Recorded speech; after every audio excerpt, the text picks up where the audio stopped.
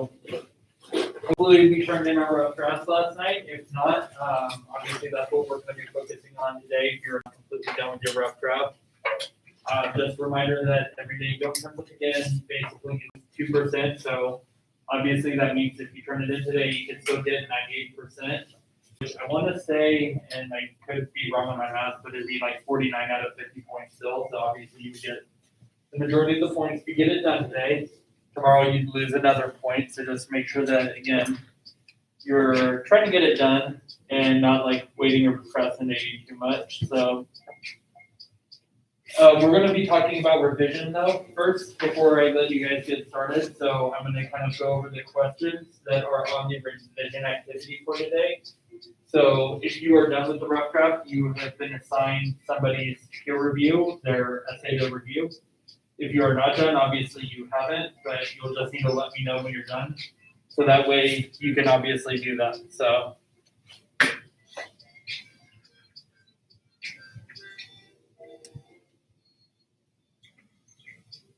we go. Okay. So again, we're going to be focusing on how to make our writing better, how to make it not suck, and even if it is good, just how to, again, make it better. If you don't get a chance to do the revision activity before the final draft, these questions are questions, again, you can ask yourself about your writing. So let's say you don't get the greatest feedback in the world from somebody, which, again, can happen. So we want to make sure that we do get good feedback from other people, but if we don't, at least we can take care of our own paper. So again, I'm just going to go through all the parts. Hello. What's that? Oh, okay. If you want to just have a seat in the back. But anyways, so we're just going to go through all the different parts of the revision process, like what you need to be looking for. And again, all this coincides with your how you'll be graded as well. So, did they follow one of the 5 introduction strategies? So again, you have inverted triangle, you have narrative, you have interrogative, you have mind the gap, and you have paradoxical. So again, any one of those 5 strategies you can use. If they did use one of those, again, the greatest writers still have that. They still have people who look over their paper and like missing like something. So what can you do to make it better, or what can the person who's essay reading do to make it better? If they didn't follow one of the 5 strategies, look at what they read already. See if it fits into one of the other strategies, or see what they could do, give them suggestions on like which strategy do you think would work best for that person.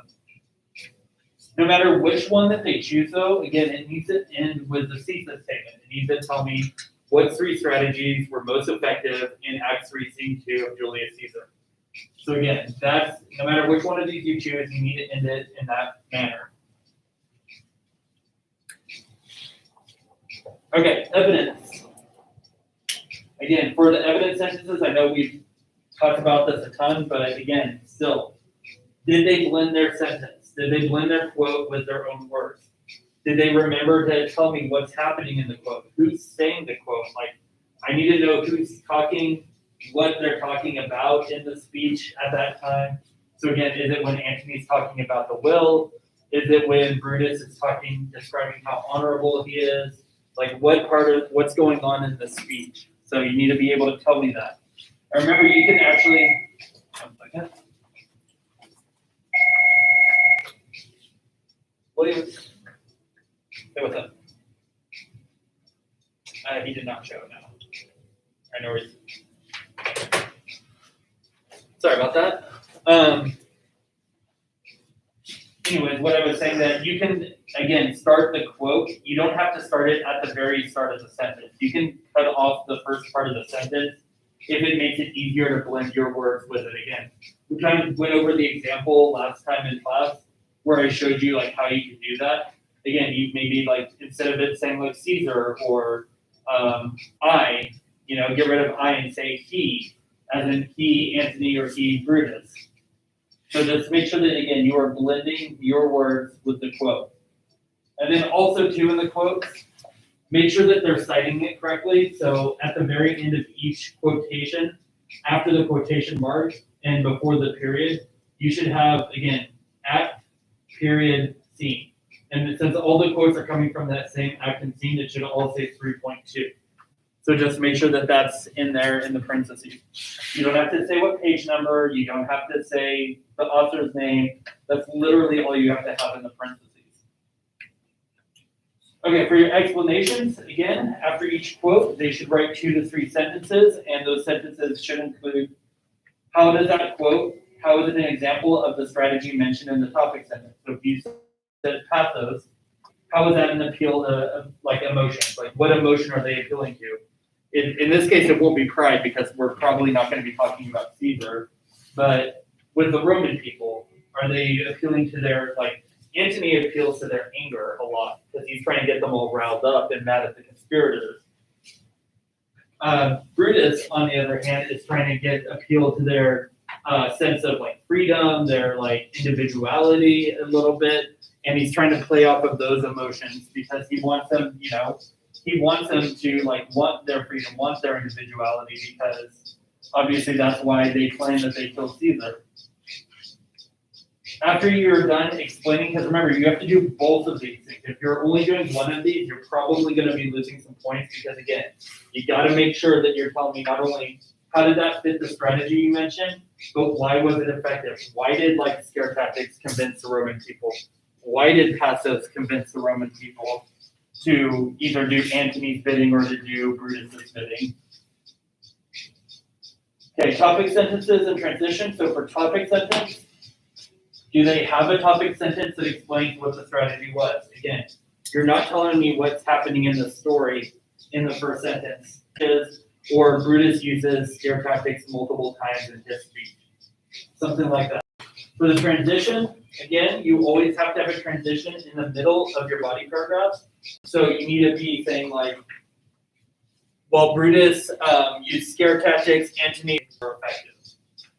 Okay, so just making that connection between the one you're talking about and the next one you're going to talk about. And then at the very end of the body paragraph, again, you want to have that transition to your next idea. So again, scare tactics was very effective, but pathos was even more effective in persuading the Roman people to listen to Antony and Brutus. Counter arguments. Again, the other side. So again, you talked about 3 strategies. What's one additional strategy that somebody else would use that they would say is more effective than yours? So do they explain what other strategy other people would argue is better than their 3? I looked at somebody's rough draft today from another class, and they didn't have a counter argument in there. So again, they're going to be losing some points unless they make changes to it in the final draft. So do they introduce a quote and explain that it is the other side's example? So again, you want to make sure that you're very clear that the quote that you're giving, that quote isn't yours. That's not supporting your argument, that's the counter argument. So some people might point to the part where Antony is talking about the will, and he uses pathos to convince the Roman people that the conspirators are traitors. Right? So that's explaining that the quote isn't your own, or that it's not part of your argument, it's part of the counter argument. Then do they explain how the quote fits into the counter argument? Okay, so do they explain that this is why some people would say that pathos was effective is because of this quote, and this is how pathos is being used in that quote. The most important thing you can do for the counter argument, though, is explain why their argument, your argument, is better than the counter argument. And then finally, you need to have some sort of concluding statement where you just remind the reader that your 3 strategies were way more effective, that they were way better than the counter argument. Okay, conclusion, just like the introduction. Did they follow one of the 5 strategies? And again, the 5 strategies for conclusion is echo the intro, challenge the reader, look to the future, pose a question, and conclude with a quote.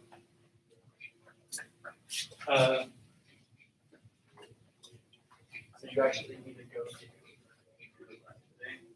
because you're lost, okay? So room 401 by the library. You know where that is? Okay.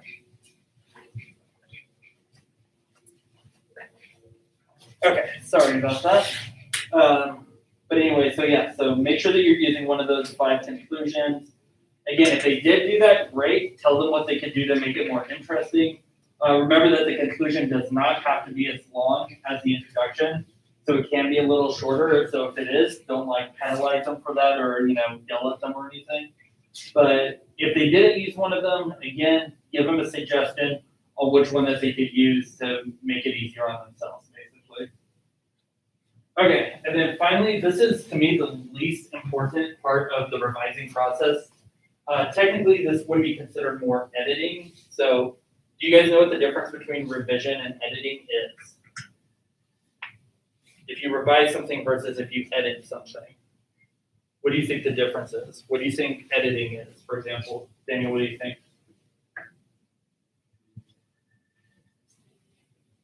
I don't know. If I asked you to edit a paper, what kinds of things would you probably be looking for? What's that? Like, can you do like writing?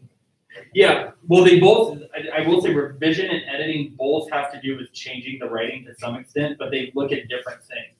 So if you hear somebody saying, I want you to edit this paper, that means that they want you to focus on grammar, spelling, punctuation, formatting, all that technically falls under editing.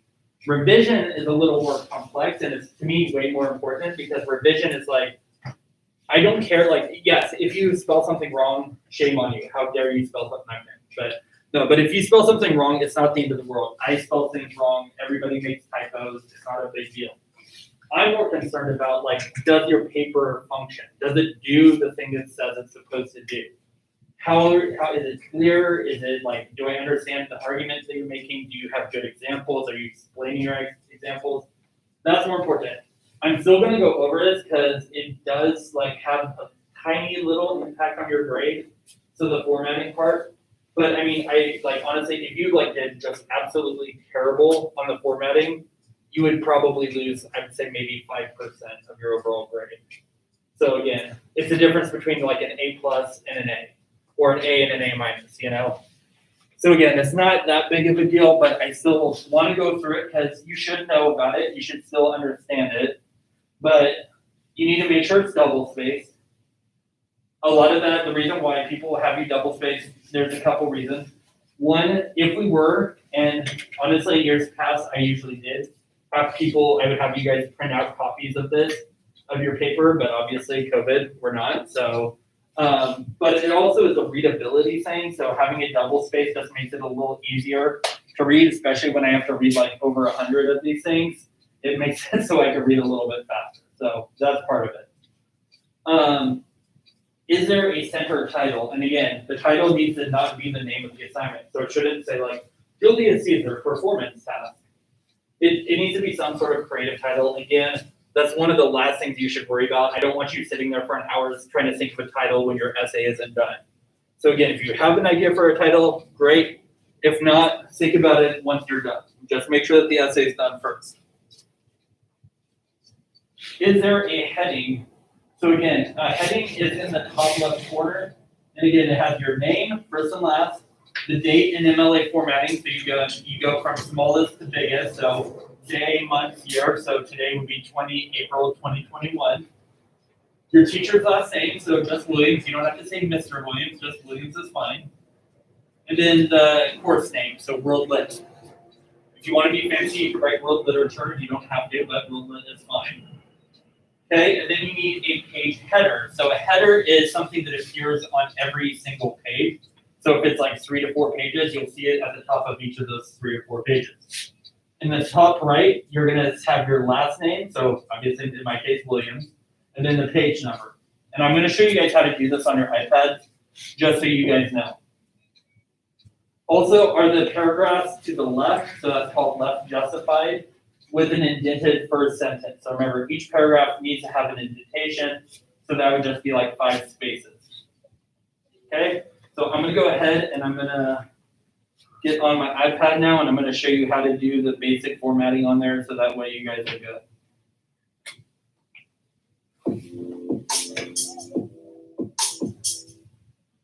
All right.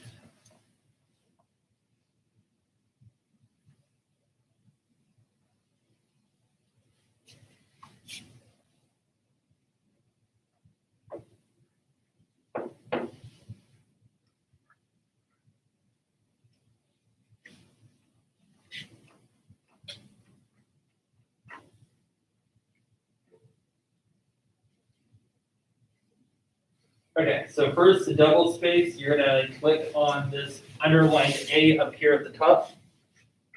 You're gonna go to line spacing. The default is 1.15 usually. So just click on the little arrow until it's at 2. And then that's all you need to do for that. For the font, I didn't mention this, but because the normal font is fine, but normally you would change it to Times New Roman and size 12 font. That's kind of like when you get to college, that's just going to be the standard that they tell you to do is Times New Roman, size 12. So again, just don't make it like Comic Sans or something crazy and like size 40 or something, which I already saw one student do. Not necessarily that font, but still. Okay, so again, first and last name goes in the top right.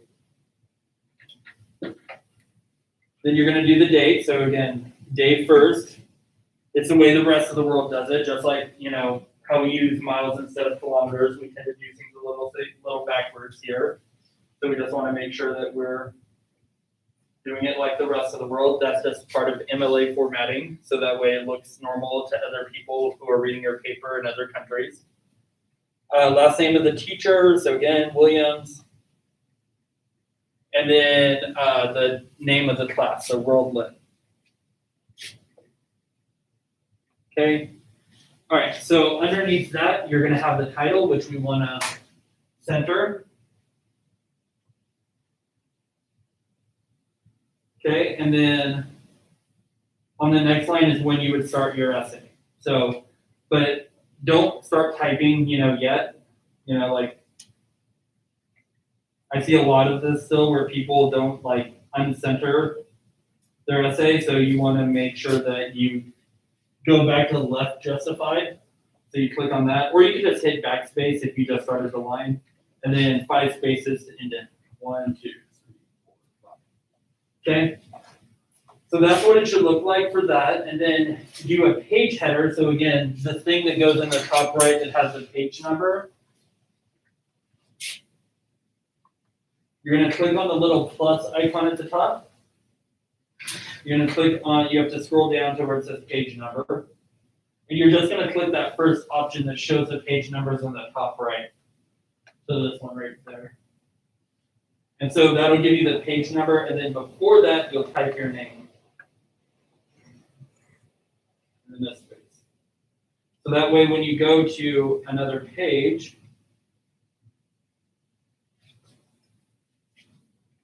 it'll pop up here. Because what's going to happen is if you were to just type in the header and wrote typed out like the number 1, what's going to happen is it'll say page 1 on every page. That's why you have to insert the page number so it automatically will change to the other page header. So, like I said, that's the formatting. That's how you would do the formatting. So just make sure that you go through all those stuff. If you have questions or forget, obviously let me know. But go ahead and switch back.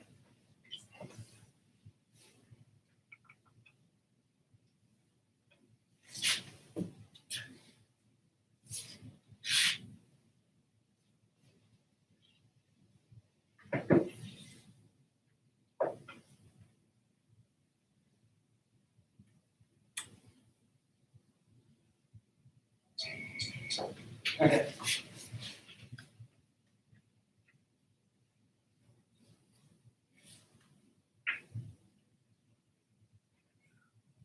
Come on.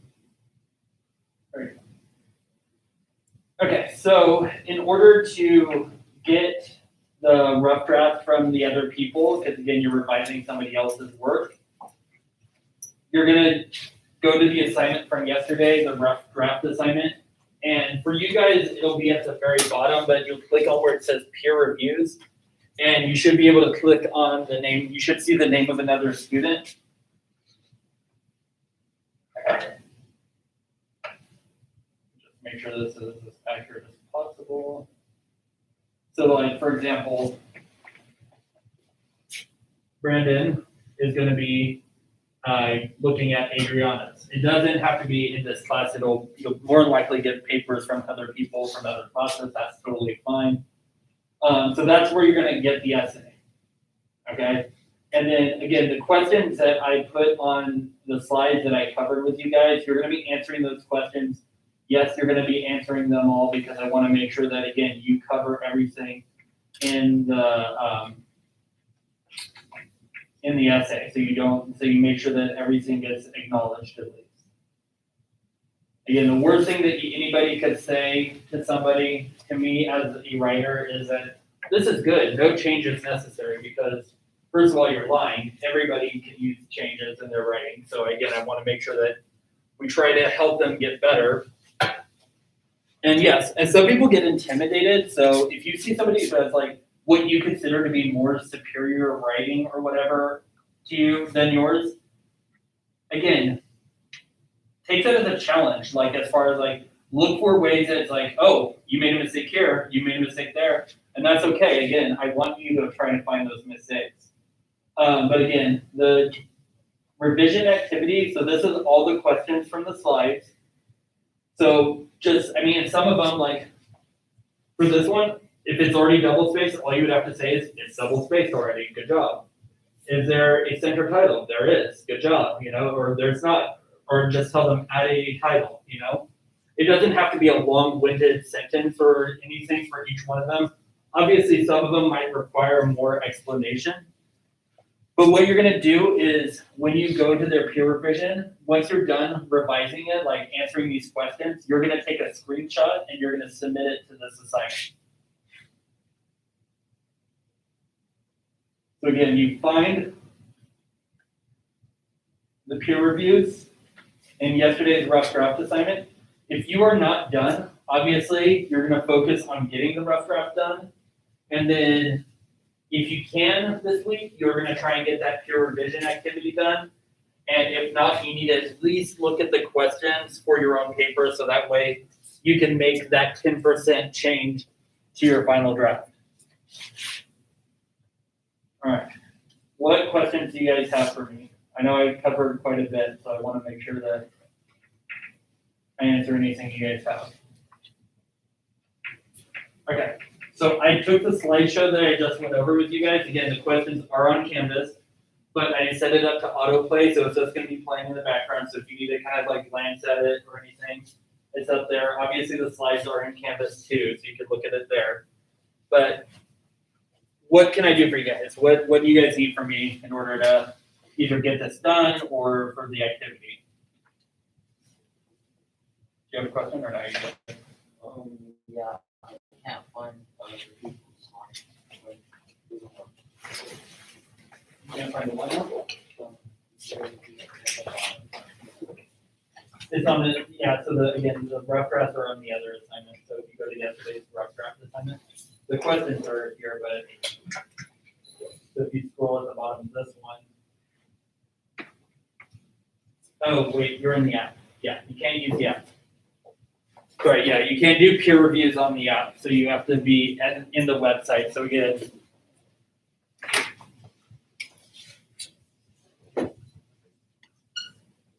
Sanger.instructure.com, and then your username equals your ID. Not at sangerusd.net, just the ID by itself. And the password is first initial, last initial, first month, first day.